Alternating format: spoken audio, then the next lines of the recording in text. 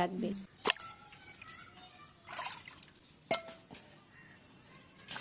Marinate করবার জন্য একটা গোটা লেবুকে ভালোভাবে নিংড়ে নেবেন এবং লেবুর সাথে সাথে দেবেন কিছুটা পরিমাণ নুন।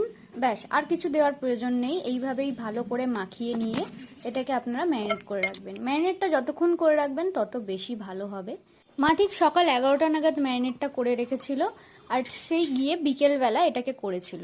আপনাদের এতটা টাইম না দিলেও কমসে কম 45 মিনিট ম্যারিনেট করে রাখতে পারেন। এরপর তৈরি করে নেবেন আসল জিনিস, তন্দুরির মশলা। প্রথমে দেবেন আদা রসুন বাটা, শুকনো লঙ্কার গুঁড়ো, ধনে জিরে মরিচ গুঁড়ো করা এবং কাশ্মীরি লঙ্কার গুঁড়ো, এটা কিন্তু অপশনাল। তারপর দেবেন হলুদ গুঁড়ো, কিছুটা গরম মশলা, আর দেবেন টক দই।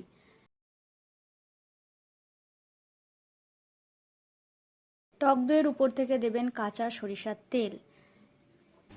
এরপর দেবেন কিছুটা পরিমাণ নুন, আর ধনেপাতা দিতেও পারেন, এটা টেস্টটা আর একটু বেশি ইনক্রিজ করে।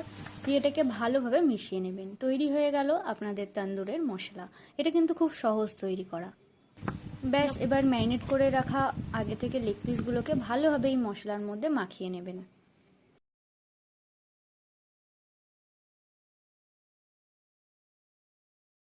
মাখিয়ে 20-25 মিনিট রেখে দেওয়ার পরই এবার শ্যালো ফ্রাই করে নেবেন লেগ পিসগুলো।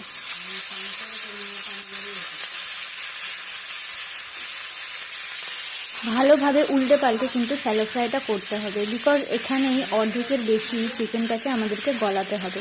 তাই জন্য কিছুটা ফ্রাই করবার পর যখন জল ছাড়বে তখন এটাকে কিছুক্ষণ ঢাকা দিয়ে রাখবেন, তবে এটা গলে যাবে।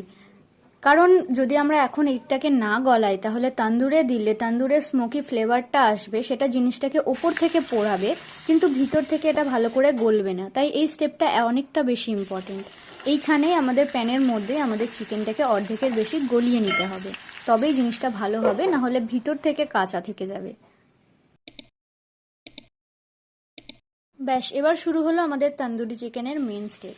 আমার মা এখানে আঁচ দিয়েছে। আঁচে প্রথমে এই শিকটা রাখার পর তার মধ্যে কিছুটা অয়েল ব্রাশ করে নিয়েছে। আপনারা চাইলে বাটারও ব্রাশ করতে পারেন।